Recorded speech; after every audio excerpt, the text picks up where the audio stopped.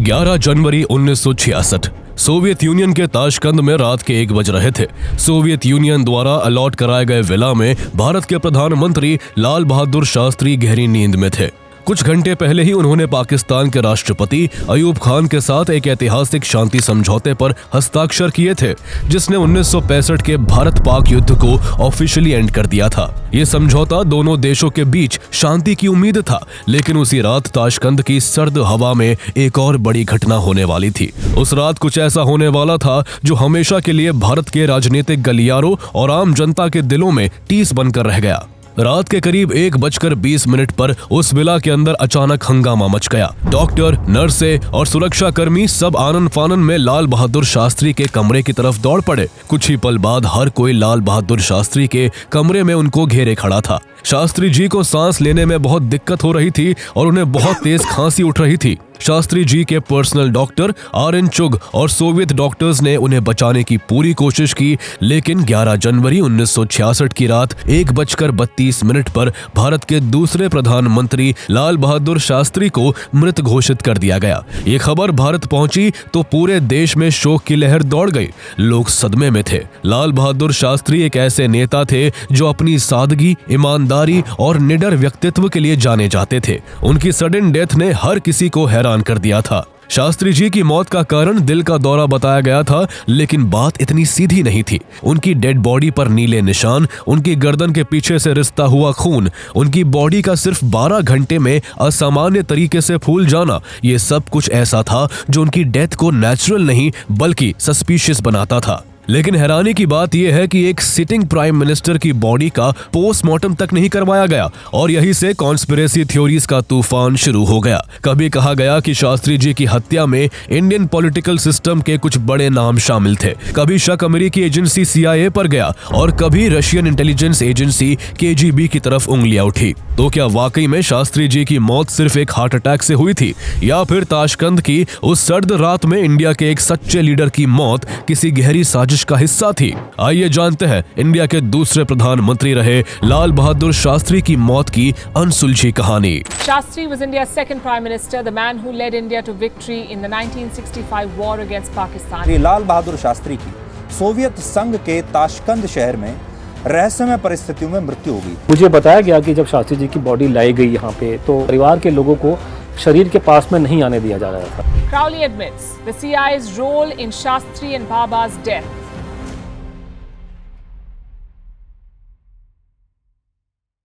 लाल बहादुर शास्त्री का जन्म 2 अक्टूबर 1904 को उत्तर प्रदेश के मुगल सराय में हुआ था। उनके पिता शारदा प्रसाद श्रीवास्तव एक स्कूल टीचर थे।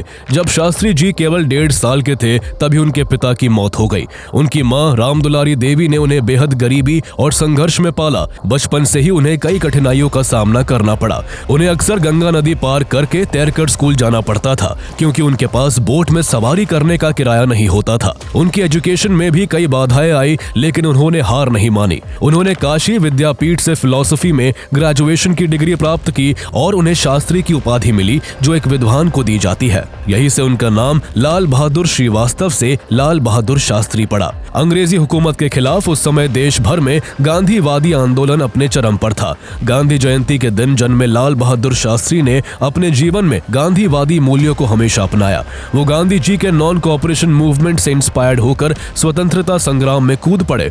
उनको कई बार जेल जाना पड़ा। जेल में भी उन्होंने कई बुक्स को स्टडी किया और मल्टीपल सब्जेक्ट्स एंड आइडियोलॉजीज पर अपनी समझ विकसित की। आजादी के बाद शास्त्री जी ने कांग्रेस पार्टी के भीतर महत्वपूर्ण भूमिकाएं निभाई। 1946 में उन्हें उत्तर प्रदेश का पार्लियामेंट्री सेक्रेटरी, 1951 में ऑल इंडिया कांग्रेस कमेटी का महासचिव और 1952 में रेलवे मिनिस्टर बनाया गया। जब लाल बहादुर शास्त्री रेल मंत्री बने तब उन्होंने अपनी मां को ये नहीं बताया था कि वो रेल मंत्री है। उन्होंने अपनी मां से कहा था कि वो रेलवे में नौकरी करते हैं। 22 नवंबर 1956 को तमिलनाडु के अरियलूर में एक बड़ा ट्रेन एक्सीडेंट हुआ था, जिसमें 150 से ज्यादा लोगों की जान चली गई। इस घटना से शास्त्री जी बेहद आहत हुए और उन्होंने दुर्घटना की की नैतिक जिम्मेदारी लेते हुए रेलवे मिनिस्टर के पद से इस्तीफा दे दिया। उनका ये कदम उनकी ईमानदारी और हाई मोरल वैल्यूज का एक एग्जाम्पल था। रेलवे मिनिस्टर के बाद लाल बहादुर शास्त्री ने home minister, minister of commerce and industry और मिनिस्टर विदाउट पोर्टफोलियो जैसे पदों पर रहकर काम किया।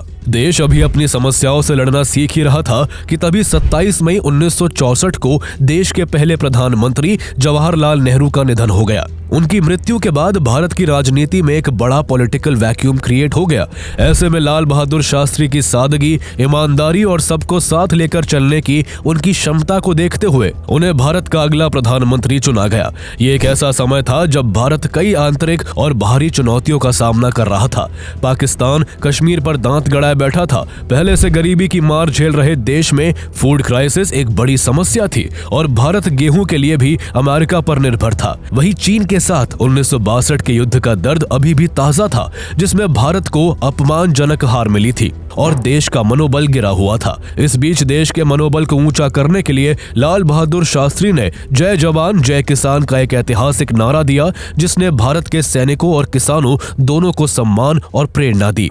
शास्त्री जी भले ही छोटे कद के थे, लेकिन उनके फैसले बहुत बड़े और साहसिक होते थे। उन्होंने फूड प्रोडक्शन बढ़ाने के लिए ग्रीन रेवोल्यूशन की नींव रखी, दूध की प्रोडक्शन और सप्लाई को बढ़ाने के लिए व्हाइट रेवोल्यूशन को प्रमोट किया और डॉक्टर होमी जहांगीर भाभा के जरिए भारत को न्यूक्लियर पावर बनाने की मुहिम चालू की। वो हर हाल में भारत को एक आत्मनिर्भर देश बनाना चाहते थे, ताकि भारत को मदद के लिए किसी बाहरी देश की ओर न देखना पड़े। लाल बहादुर शास्त्री को प्रधानमंत्री बने करीब 14 महीने ही हुए थे कि तभी उनके सामने एक और बड़ी चुनौती आ गई। पाकिस्तान ने अगस्त 1965 में कश्मीर को हड़पने की एक और नाकाम कोशिश करते हुए एक और युद्ध को न्योता दे दिया। 1947-48 के युद्ध में भारत से मुंह की खा चुके पाकिस्तान की अक्ल अब भी ठिकाने नहीं आई थी। 1962 के भारत चीन युद्ध के बाद पाकिस्तान को लग रहा था कि भारतीय सेना कमजोर हो गई है और वो बड़े पैमाने पर सैन्य कार्रवाई का जवाब नहीं दे पाएगी। उस दौरान पाकिस्तान को अमेरिका से भर भर कर एडवांस वेपन्स, टैंक्स और फाइटर जेट्स मिल रहे थे, जिससे पाकिस्तान और भी ज्यादा हवा में था। इसलिए पाकिस्तान ने भारत की जमीन पर कब्जा करने के इरादे से अगस्त 1965 में ऑपरेशन जिब्राल्टर शुरू किया, जिसके तहत जम्मू कश्मीर में छोटी छोटी टुकड़ियों में घुसपैठिए भेजे जाने थे, जिन्हें पाकिस्तानी सेना ने जिब्राल्टर फोर्स नाम दिया। लगभग 40,000 मुजाहिदीन और रेगुलर फोर्स के हजारों सैनिकों को लाइन ऑफ कंट्रोल के पार जम्मू कश्मीर में घुसपैठ करवाई गई। ये पाकिस्तान की एक सीक्रेट प्लानिंग थी, जिसमें कश्मीर की मुस्लिम कम्युनिटी में विद्रोह भड़काकर उन्हें भारत सरकार के खिलाफ करने और फिर हमला करने की तैयारी थी। लेकिन पाकिस्तान का यह प्लान तब चौपट हो गया जब कश्मीर के लोगों ने पाकिस्तानी घुसपैठियों को समर्थन देने से इनकार कर दिया। पाकिस्तान के राष्ट्रपति अयूब खान लाल बहादुर शास्त्री को एक कमजोर नेता समझते थे। उन्हें लगता था कि 5 फीट 2 इंच के छोटे कद का आदमी पाकिस्तान के हमले का भला क्या ही मुकाबला करेगा। लेकिन यही सोच अयूब खान की सबसे बड़ी भूल साबित हुई। लाल बहादुर शास्त्री के नेतृत्व में भारतीय सेना ने वो काम किया जो उससे पहले कभी नहीं हुआ था। शास्त्री जी ने सेना को खुली छूट देते हुए कहा कि अगर वो हमारे देश में घुस रहे हैं तो तुम भी उनके देश में घुस जाओ। उन्होंने सेना को अंतर्राष्ट्रीय सीमा पार कर लाहौर तक आगे बढ़ने का आदेश दे दिया। ये एक ऐसा बड़ा फैसला था जिसने दुनिया को चौंका दिया। कई देशों ने भारत के इस कदम की आलोचना भी की, लेकिन शास्त्री जी अपने फैसले पर अटल रहे। उन्होंने साफ कर दिया था कि अगर पाकिस्तान अपनी सीमाओं का सम्मान नहीं करेगा तो भारत अपनी सोवर्निटी और सिक्योरिटी के लिए किसी भी हद तक जाएगा। वो पहले ही देश को संबोधित करते हुए कह चुके थे कि अगर तलवार की नोक पर या एटम बॉम्ब के डर से कोई हमारे देश को डराना चाहे, दबाना चाहे, तो ये देश दबने वाला नहीं है। तलवार की नोक पर या एटम बॉम्ब के डर से कोई हमारे देश को झुकाना चाहे, ये देश हमारा दबने वाला नहीं। अपने प्रधानमंत्री की तरफ से फ्री हैंड मिलने के बाद भारतीय सेना ने भारी चुनौतियों के बावजूद इतनी बहादुरी से लड़ाई लड़ी कि जो पाकिस्तान कश्मीर लेने आया था उसकी लाहौर गंवाने तक की नौबत आ गई। भारतीय सेना ने लाहौर के पास मौजूद बरकी की पोस्ट पर भारतीय तिरंगा लहरा दिया, जिससे पाकिस्तान के होश उड़ गए। भारत को इस वॉर में अपर हैंड जरूर था, लेकिन कोई निर्णायक जीत भारत को नहीं मिल पा रही थी और और लड़ाई लगातार खिंचती जा रही थी। जहां पाकिस्तान भारत की जवाबी कार्रवाई से हैरान था और युद्ध विराम चाहता था, तो वहीं भारत इस युद्ध को लंबा खींचने के बजाय अपनी तरक्की पर ध्यान देना चाहता था। ऐसे में यूनाइटेड नेशंस के इंटरफेरेंस से सीज फायर की घोषणा हुई और भारत पाकिस्तान के बीच युद्ध शुरू होने के 17 दिन बाद रुक गया। ये कोल्ड वॉर का समय था जब अमेरिका और सोवियत यूनियन में खुद को दुनिया का सबसे सुपीरियर देश साबित करने की होड़ मची हुई थी। सोवियत यूनियन भी दुनिया में शांति ला सकता है, ये साबित करने के लिए सोवियत ने भारत और पाकिस्तान के बीच शांति समझौता कराने की पेशकश की।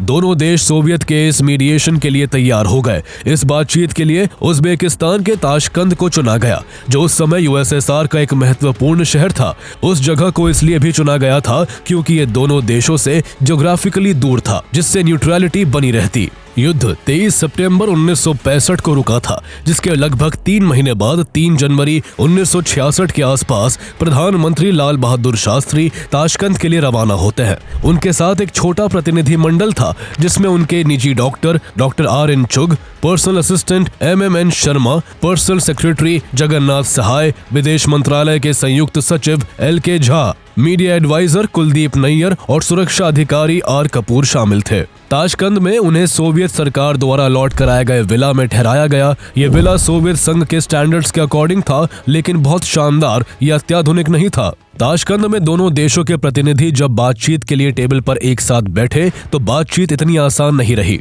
पाकिस्तान के राष्ट्रपति अयूब खान अपनी मांगों पर अड़े हुए थे। वो चाहते थे कि कश्मीर समस्या का स्थायी समाधान निकाला जाए, जबकि भारत का रुख था कि कश्मीर भारत का अभिन्न अंग है और इस पर कोई समझौता नहीं होगा। सोवियत प्रीमियर एलेक्सी कोसिगिन ने दोनों पक्षों के बीच मीडिएशन में इंपॉर्टेंट रोल निभाया। उन्होंने दोनों नेताओं के बीच कई बैठकें आयोजित कराई, लेकिन कई बार ऐसा लगा कि ये पीस टॉक्स किसी कंक्लूजन पर नहीं पहुंच पाएगी। शास्त्री जी भारत के हितों पर कोई समझौता करने को तैयार नहीं थे। दोनों ही देशों को किसी निष्कर्ष पर पहुंचने में पूरा 1 हफ्ता लग गया और आखिरकार 10 जनवरी 1966 को ताशकंद समझौते पर हस्ताक्षर किए गए। इस समझौते में तय हुआ कि दोनों देश 1965 के युद्ध से पहले की स्थिति पर लौट जाएंगे और सभी कब्जे वाले क्षेत्रों को खाली कर देंगे। इस तरह इस समझौते के तहत भारत ने 1965 की जंग में जो हाजी पीर पास जैसा स्ट्रेटेजिक रीजन जीता था, वो भी पाकिस्तान को वापस करना पड़ा। ताशकंद समझौते में यह भी तय हुआ कि दोनों देश एक दूसरे के इंटरनल मैटर्स में इंटरफेयर नहीं करेंगे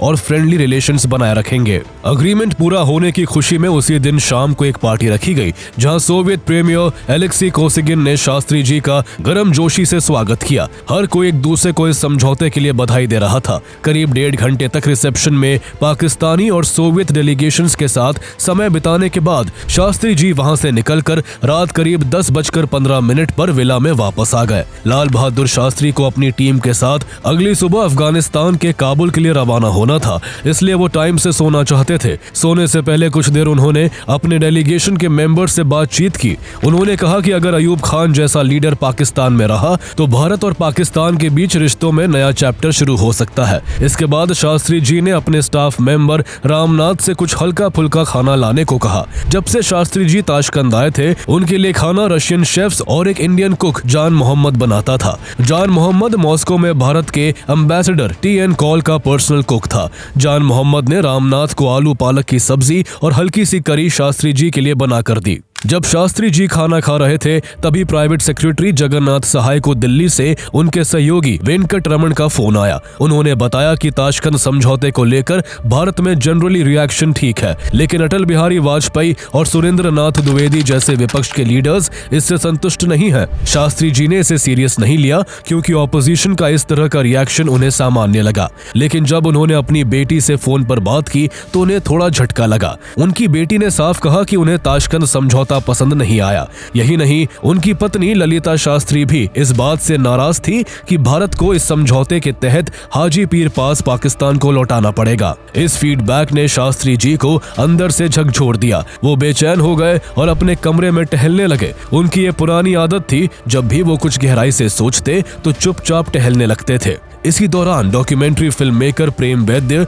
जो ताशकंद पीस टॉक्स में शास्त्री जी के डेलीगेशन का हिस्सा थे, वो शास्त्री जी की कुछ फोटोज लेना चाहते थे, लेकिन उन्हें उस समय अंदर जाने की इजाजत नहीं दी गई। इसलिए उन्होंने बाहर खिड़की से ही शास्त्री जी का एक शॉर्ट वीडियो रिकॉर्ड किया। किसी को क्या पता था कि ये वीडियो शास्त्री जी की जिंदगी का आखिरी वीडियो साबित होगा। कुछ देर बाद शास्त्री जी सोने चले गए। उनको सोने से पहले दूध पीने की आदत थी, इसलिए उन्हें दूध दिया गया। इस समय तक विला का माहौल शांत था और सब लोग समझौते की खुशी मना रहे थे। सोवियत सुरक्षा कर्मी विला के बाहर और भीतर तैनात थे। रात 1 बजे के बाद शास्त्री जी को खांसी उठी और वो बेड से उठ गए। घबराहट के बीच ही वो किसी तरह उठकर उस कमरे तक पहुंचे जहां उनके सहयोगी ठहरे थे। उस समय कमरे में मौजूद प्राइवेट सेक्रेटरी JN सहाय और उनके स्टाफ मेंबर रामनाथ अगले दिन काबुल रवाना होने के लिए पैकिंग कर रहे थे। तभी उन्होंने रात 1:20 पर अपने दरवाजे पर शास्त्री जी को देखा, जो बेहद परेशान दिख रहे थे और अपने सीने को थामे हुए थे। शास्त्री जी के मुंह से डॉक्टर शब्द निकला और तुरंत वो मुड़कर जाने लगे। JN सहाय और रामनाथ दोनों ये देखकर घबरा गए और वो तुरंत उन्हें उनके कमरे में वापस ले आए। शास्त्री जी को जब दोबारा बेड पर लेटाया गया तो उन्हें जोर जोर से खांसी उठने लगी और सांस लेने में भी तकलीफ होने लगी। वो उठकर बेड पर बैठ गए और अपना सीना जोर से थामे हुए कुछ बुदबुदाने लगे और फिर बेड पर लेट गए। खबर मिलते ही रात करीब 1:25 पर डॉक्टर RN चुग भी वहां पहुंचे, लेकिन तब तक शास्त्री जी की हालत पहले से भी काफी बिगड़ चुकी थी और उन्हें सांस लेने में बेहद तकलीफ हो रही थी। डॉक्टर चुग ने शास्त्री जी को इंट्रामस्कुलर इंजेक्शन भी दिया, लेकिन इसका कोई असर नहीं हुआ। इसके ठीक 3 से 4 मिनट के भीतर शास्त्री जी बेहोश हो गए। एक आखिरी कोशिश करते हुए डॉक्टर चुग ने शास्त्री जी को CPR भी दिया, लेकिन सारी कोशिशें बेकार साबित हुई। डॉक्टर चुग की आंखें आंसुओं से भरी हुई थी। उन्होंने बेहोश लेटे हुए शास्त्री जी से रोते हुए कहा, बाबूजी, आपने मुझे समय नहीं दिया। शास्त्री जी का कमरा, जो थोड़ी देर पहले बिल्कुल खाली था, वो अब सोवियत डॉक्टरों, भारतीय अधिकारियों और सुरक्षा कर्मियों से भर चुका था। हर किसी के चेहरे पर एक अजीब सी शिकन नजर आ रही थी। सोवियत प्रीमियर एलेक्सी कोसिगिन को भी तुरंत सूचित किया गया और वो भी कुछ ही मिनटों में विला पहुंचे। उस समय तक शास्त्री जी की सांसें तेज हो चुकी थी और उनका शरीर कांपने लगा था। उनकी आंखें भी स्थिर होने लगी थी और उनके चेहरे पर दर्द साफ झलक रहा था। डॉक्टर्स ने उन्हें बचाने की पूरी कोशिश की, लेकिन रात 1:32 पर शास्त्री जी ने अपनी अंतिम सांस ली। शास्त्री जी की मौत की खबर तुरंत दिल्ली पहुंचाई गई। ये खबर कुछ ही घंटों में पूरे देश में आग की तरह फैल गई और पूरे देश में मातम छा गया। ऑफिशियल तौर पर शास्त्री जी की मौत का कारण दिल का दौरा बताया गया, क्योंकि पिछले कुछ सालों में उन्हें पहले भी 2 बार दिल का दौरा पड़ चुका था। इस वजह से ताशकंद में मौजूद भारतीय अफसरों को यह कारण सामान्य लगा। लेकिन एक प्राइम मिनिस्टर की एक बड़े इंटरनेशनल समझौते पर साइन करने के कुछ ही घंटों बाद विदेशी धरती पर अचानक मौत हो जाना, ये बात अपने आप में एक बड़ा सवाल था। लेकिन इसके बावजूद उनकी मौत के कारण को कंफर्म करने के लिए उनका पोस्टमार्टम ना तो सोवियत यूनियन और ना ही भारत में हुआ।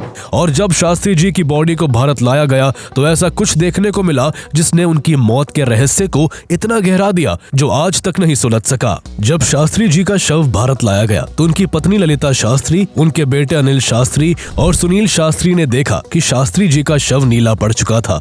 उनकी बॉडी इतनी फूल गई थी कि जब हिंदू रीति रिवाज के अनुसार उनके शव को नहलाया जा रहा था तो उनकी बनियान को काटना पड़ा था। जब लाल बहादुर शास्त्री की ताशकंद में डेथ हुई थी, उस समय वहां का तापमान 0 से 1 डिग्री सेल्सियस था, यानी मौसम बेहद ठंडा था। इसके बाद बॉडी को इम्बाम भी किया गया था, यानी स्पेशल फ्लूइड्स डालकर बॉडी को खराब होने से रोका गया था। इसके बावजूद महज 12 घंटे के अंदर दिल्ली पहुंचने पर बॉडी का रंग बदल जाना और बॉडी का फूलना, ये सब कुछ बिल्कुल भी नॉर्मल नहीं था। इतना ही नहीं, शास्त्री जी के पेट पर और गर्दन के पीछे कट के निशान भी थे।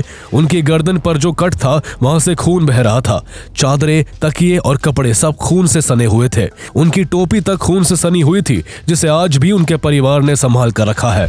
ऐसे में ये सवाल उठता है कि आखिर किस हार्ट अटैक में बॉडी नीली पड़ती है और किस हार्ट अटैक में शरीर पर कट्स आते हैं। जब उनकी पत्नी ललिता शास्त्री ने इन बातों पर सवाल उठाए तो वहां मौजूद किसी व्यक्ति ने तेजी से शास्त्री जी के शव पर चंदन पोत दिया ताकि बॉडी पर आया नीलापन छिपाया जा सके। बाद में उनकी पत्नी ने सार्वजनिक रूप से कहा भी कि उन्हें शक है कि उनके पति को जहर दिया गया था।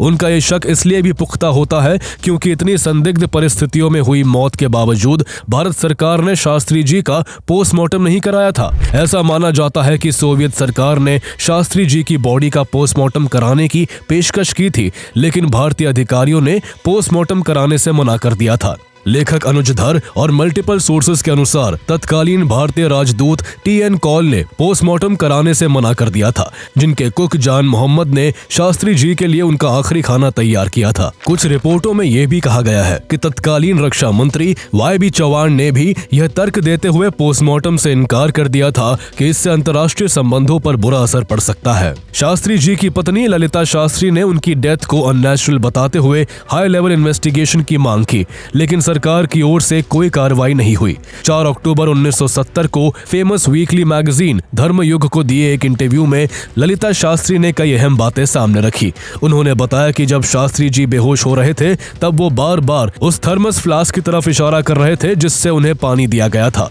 शुरुआत में वहां मौजूद डॉक्टर चुक को लगा कि शायद उन्हें प्यास लगी है, लेकिन जब पानी दिया गया तो उन्होंने उसे नहीं पिया। ललिता शास्त्री ने इसी पर संदेह उठाया कि क्या शास्त्री जी को एहसास हो गया था कि उस फ्लास्क में कुछ गड़बड़ है और वो यही बात इशारे से बताना चाह रहे थे। सबसे अहम बात यह थी कि उस थर्मस फ्लास्क को शास्त्री जी अपने साथ लेकर चलते थे, लेकिन उनकी मृत्यु के बाद उस बोतल को वापस भारत नहीं लाया गया और न ही वो बोतल फिर कभी कहीं मिल सकी। शास्त्री जी की पर्सनल डायरी को भी उनके निधन के बाद गायब कर दिया गया। इसके अलावा एक और बात ने शक को और गहरा दिया। शुरुआत में शास्त्री जी को एक होटल में ठहराया जाना था और सभी तैयारियां वहीं की गई थी, लेकिन अचानक आखिरी वक्त पर उनके स्टे को वहां से बदलकर 250 गज दूर एक विला में शिफ्ट कर दिया गया। आज तक ये स्पष्ट नहीं हो पाया कि ऐसा क्यों किया गया। इन तमाम अनसुलझे सवालों और पोस्टमार्टम न कराने की वजह से ये शक गहरा होता चला गया कि क्या भारत के दूसरे प्रधानमंत्री लाल बहादुर शास्त्री की हत्या की गई थी। इसके बाद कई थ्योरी सामने आई जिन्होंने इस मामले को एक जटिल और रहस्यमयी पहेली बना दिया। इनमें से कई कॉन्स्पिरेसी थ्योरीज में दावा किया गया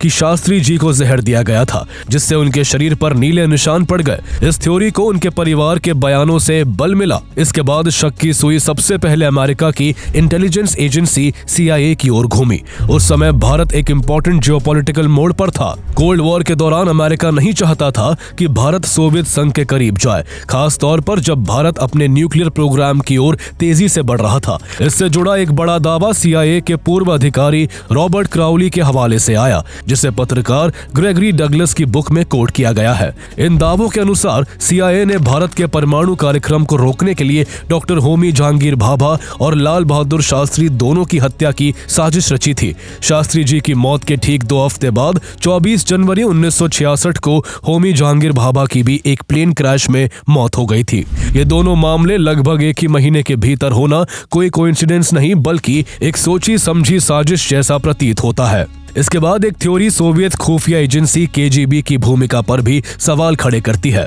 उस दौर में KGB को दुनिया की सबसे खतरनाक स्पाई एजेंसी माना जाता था। कहा जाता है कि KGB इतनी ताकतवर थी कि कभी-कभी सोवियत राष्ट्रपति भी उसके ऑपरेशन से अनजान रहते थे। कई इंटरनेशनल नेताओं की असैसिनेशन KGB के लिए आम बात थी। कुछ रिपोर्ट्स में दावा किया गया कि सोवियत संघ भारत को कमजोर करना चाहता था या भारत में किसी ऐसे नेता को स्थापित करना चाहता था जो उनके लिए ज्यादा फेवरेबल हो।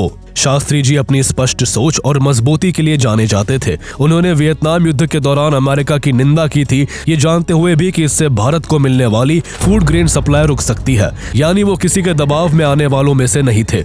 कहा जाता है कि सोवियत को डर था कि कहीं शास्त्री जी वापस भारत लौटकर इस समझौते से अपना रुख न बदल ले। ऐसा होने पर सोवियत, जो खुद को अमेरिका से सुपीरियर साबित करने में लगा था, उसकी छवि पर बुरा असर पड़ता और इसी वजह से शायद शास्त्री जी को रास्ते से हटा दिया गया। हालांकि इन दावों की पुष्टि करने वाला कोई स्ट्रॉन्ग एविडेंस नहीं मिलता। इसके उलट एक मत ये भी है कि अगर सोवियत को शास्त्री जी को मारना ही होता तो वो इसके लिए अपनी जमीन को नहीं चुनता और न ही भारत सरकार से पोस्टमार्टम करने की इच्छा जताता। कुछ थ्योरीज में यह भी दावा किया गया कि भारत के कुछ शक्तिशाली लोग जो शास्त्री जी की लीडरशिप के अगेंस्ट थे या खुद पावर कंट्रोल करना चाहते थे, वो भी शास्त्री जी की हत्या की साजिश में शामिल थे। ये सबसे संवेदनशील आरोप है, लेकिन भारत सरकार की लाल बहादुर बहादुर शास्त्री की डेथ को लेकर दिखाई गई नॉन सीरियसनेस से इन आरोपों को बहुत बल मिलता है। शास्त्री जी की मृत्यु के बाद भारत सरकार ने हमेशा यही कहा कि यह एक नेचुरल डेथ थी, लेकिन अटल बिहारी वाजपेयी और डॉक्टर राम मनोहर लोहिया जैसे विपक्ष के कई नेताओं ने इस मौत पर कई सवाल उठाए। राम मनोहर लोहिया ने तो यहाँ तक कहा था कि शास्त्री मरे नहीं, मारे गए थे। उन्होंने भारत सरकार से इन्वेस्टिगेशन की भी मांग की, लेकिन सरकार ने ना तो जांच की और न ही सवालों के जवाब दिए। शास्त्री जी का परिवार लगातार जांच की मांग करता रहा, लेकिन हर बार ये मांगे ठुकरा दी गई। लेकिन साल 1977 में जब भारतीय राजनीति में एक बड़ा बदलाव हुआ और चुनाव में कांग्रेस को पछाड़कर जनता पार्टी सरकार में आई, तो ललिता शास्त्री की मांग पर 1977 में समाजवादी नेता राजनारायण के नेतृत्व में शास्त्री जी की मृत्यु की जांच के लिए एक कमेटी का गठन किया गया, जिसे राजनारायण कमेटी के नाम से जाना जाता है। इस कमेटी ने कुछ रिपोर्टें और दस्तावेज इकट्ठा किए और कुछ गवाहों से भी बात की, लेकिन इसे कभी भी आधिकारिक शक्तियां नहीं दी गई और इसकी रिपोर्ट कभी सार्वजनिक नहीं हुई। शास्त्री जी के पर्सनल डॉक्टर RN चुग, जो ताशकंद में उस रात शास्त्री जी के साथ थे, उन्हें भी इस मामले में राजनारायण कमेटी ने पूछताछ के लिए बुलाया था। लेकिन इससे पहले कि वो अपना बयान दर्ज करवाते, उससे पहले ही एक सड़क हादसे में उनकी और उनके परिवार की मौत हो गई। उनकी कार को एक तेज रफ्तार ट्रक ने कुचल दिया था। शास्त्री जी के पर्सनल असिस्टेंट रामनाथ, जो इस केस के एक और अहम गवाह थे, उनके साथ भी एक सड़क हादसा हुआ जिसमें उनकी याददाश्त चली गई। दुर्घटना में उनका एक पैर भी टूट गया और वो विकलांग हो गए। इस केस के सबसे महत्वपूर्ण दोनों गवाहों के साथ हुई ये घटनाएं कई गंभीर सवाल खड़े करती है। इसके अलावा सोवियत यूनियन में भारत के एम्बेसडर रहे TN कॉल के पर्सनल शेफ जान मोहम्मद, जिसने शास्त्री जी के लिए आखिरी खाना तैयार किया था, उससे भारत में कभी कोई जांच नहीं की गई। रिपोर्ट्स के मुताबिक जान मोहम्मद के साथ साथ अहमद सत्तारोव, जो उस रात शास्त्री जी का खाना तैयार करने में उनकी मदद कर रहा था, दोनों पर सोवियत एजेंसियों को शक हुआ था। इसलिए शास्त्री जी की मौत के कुछ घंटे बाद ही दोनों को कस्टडी में लेकर पूछताछ की गई थी, लेकिन भारत सरकार ने कभी इस बात की जानकारी सार्वजनिक नहीं होने दी कि उनसे क्या पूछताछ हुई और क्या जवाब मिले। इतना ही नहीं, कुछ समय बाद जान मोहम्मद को भारत में राष्ट्रपति भवन में नौकरी भी दे दी गई और सोवियत यूनियन में भारत के एम्बेसडर रहे TN कॉल का भी प्रमोशन कर दिया गया। जर्नलिस्ट कुलदीप नैयर, जो ताशकंद में उस समय शास्त्री जी के मीडिया एडवाइजर के तौर पर मौजूद थे, उन्होंने भी इस मौत को नेचुरल नहीं माना। लेकिन उस समय फॉरेन सेक्रेटरी बन चुके TN कॉल बार बार उन पर दबाव बनाते रहे कि सरकार ने जो बयान दिया है वही आखिरी है और उसी पर टिके रहना है। शास्त्री जी की मौत को लेकर सवाल उठाने वाले एक और चर्चित नाम थे दया भाई पटेल। ये कोई और नहीं बल्कि भारत के पहले गृह मंत्री सरदार वल्लभ भाई पटेल के बेटे थे। उन्होंने इस पर एक किताब लिखी थी, वॉज शास्त्री मर्डर्ड, लेकिन ये किताब भारत में बैन कर दी गई और आज भी इसे ढूंढना मुश्किल है। साल 2009 में लेखक अनुज धर ने इस केस से जुड़े दस्तावेजों को लेकर RTI लगाई थी। जवाब में प्राइम मिनिस्टर्स ऑफिस ने कहा कि शास्त्री जी की मौत से जुड़ा सिर्फ एक ही दस्तावेज मौजूद है और उसे क्लासिफाइड रखा गया है, क्योंकि उसका खुलासा भारत के फॉरेन रिलेशंस को नुकसान पहुंचा सकता है। साल 2018 में एक बार फिर ये मुद्दा तब उठा जब सेंट्रल इंफॉर्मेशन कमीशन ने मांग की कि शास्त्री जी की मौत से जुड़े दस्तावेजों को पब्लिक किया जाए। उन्होंने राजनारायण कमेटी की रिपोर्ट को भी पब्लिश करने की सिफारिश की, लेकिन सरकार ने जवाब दिया कि ये सारे दस्तावेज क्लासिफाइड है और इन्हें सार्वजनिक नहीं किया जा सकता। इस तरह सरकार का रवैया ही जनता के बीच शक को और गहरा करता गया। ऐसे में सबसे बड़ा सवाल यही है कि अगर सरकार के पास छिपाने जैसा कुछ नहीं है, तो इतने दशकों से अभी तक इस मामले में ट्रांसपेरेंसी क्यों नहीं रखी गई। लाल बहादुर शास्त्री की डेथ आज भी एक अनसुलझा राज है। उनकी मौत एक ऐसी घटना है जो इतिहास में दर्ज तो हो गई, लेकिन उसके पन्ने आज भी अधूरे हैं। उनकी मृत्यु को लगभग 59 साल बीत चुके हैं, लेकिन आज भी वो सवाल जिंदा है कि आखिर देश के दूसरे प्रधानमंत्री लाल बहादुर शास्त्री की मौत कैसे हुई। ताशकंद में उस रात जब लाल बहादुर शास्त्री ने अंतिम सांस ली, तो उन्होंने सिर्फ अपना शरीर नहीं छोड़ा, बल्कि वो पीछे एक ऐसा रहस्य भी छोड़ गए जो भारत के इतिहास में एक अनसुलझी पहेली बनकर रह गया है।